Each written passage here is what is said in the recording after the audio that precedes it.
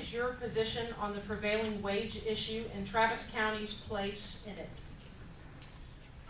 Under state law, very good state law that follows really good federal law, whenever the county contracts to build something, it must use prevailing wage. And what that means is when the county contracts, it has to use statistics that show what the fair wage is for that skill.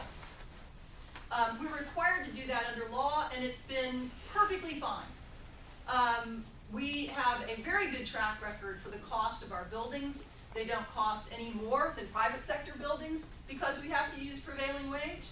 And we have really good contractors that are more than happy to use prevailing wage for county contracts. What I have done over the last 2 years is insist that any corporation that receives a tax rebate from Travis County also is required to use prevailing wage for their construction contracts. It's the same thing that the county has to do.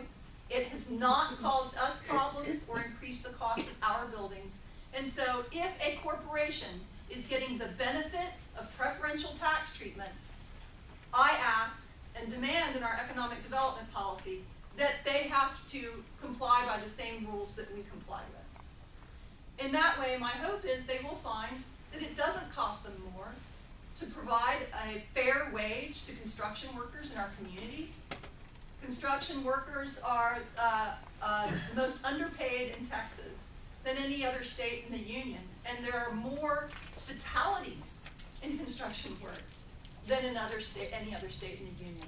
I think it's only fair that we pay prevailing wages in this community.